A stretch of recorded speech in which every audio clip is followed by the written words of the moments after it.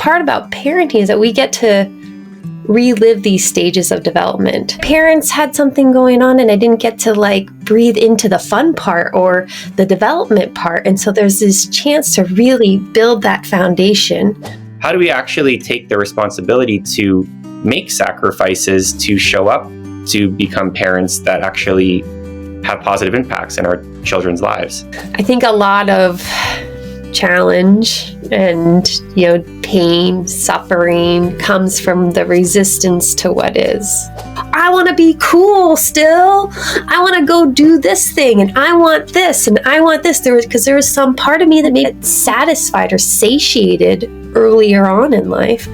But I can tell you right now, when I surrender to what's happening in the present moment, which the present moment is making the peanut butter and jelly sandwich, or just hugging the tantruming child, instead of, that resistance to what is, and just surrender me I feel so much better as a parent or just as a human when I'm in service and being present to the moment and meeting the moment where it is.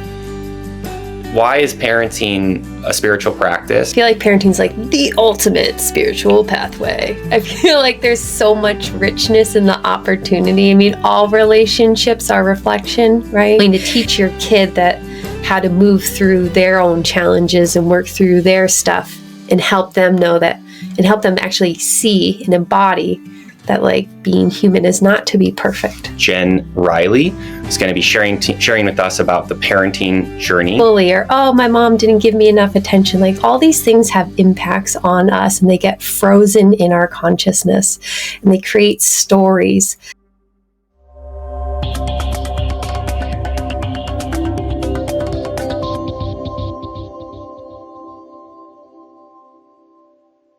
What is shadow work? And how does that inform, the few different things that we've started to talk about, right? Typically, these shadows create patterns in our lives, and it takes maybe several iterations of this pattern. Have you ever had a pattern that's oh, this is happening, and I feel uncomfortable? But the shadow is kind of the aspects of ourselves that we don't see. And typically are parts of us that maybe we don't like or don't want to admit. How do we sidestep that? How do we actually face those realities and find pathways into actually being able to do this work? I talk with a lot of mothers about those first couple of years of where the child's born. It's really not your season to give. There will be other seasons of your life when you can give, and this is not it, right? You can try to do it on your own. Make peace with some of the stuff in yourself and be okay with I think that's where it's if you haven't had kids yet, that maidenhood space to start practicing receiving help. How do you relate to this whole complexity? I think most people don't know. Most women don't know what they're really going through. They know they have brain fog. They know it's really hard. They know that they want to do something. They know that they've lost themselves and they have no idea how to cobble the person that they are now back together and what that's going to look like. I mean, motherhood just completely rewires their body. What makes for that different experience? It's really hard when you're doing it alone. It's really hard when you have the schedule super packed. It's really hard when we're trying to uphold certain mortgages and paying for everything and now because we're paying for everything, we're not able to be with the child. The child's in the daycare and things, and people have to make these choices. They have to do it.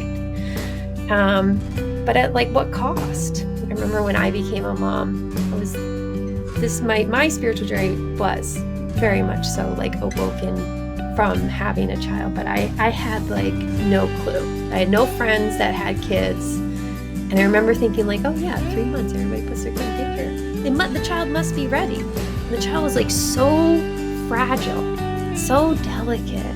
And I just felt this really deep yearning in me of oh my God, I know, this doesn't, it just didn't feel right in my body to do that. And it's so common and it's so confusing, like as a mom who doesn't have, didn't have a lot of eldership to support, like, hey, listen to your body, like listen to the wisdom of your body, like, always attuned to the child.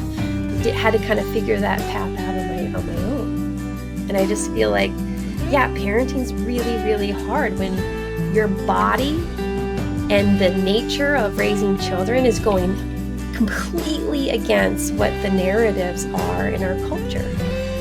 How can we kind of connect with these different elements inside ourselves for our kids' benefit? I'll say, I don't know actually how a man would do this, but I'll speak from my experience and my perspective and how I've found like the healthy masculine, I guess.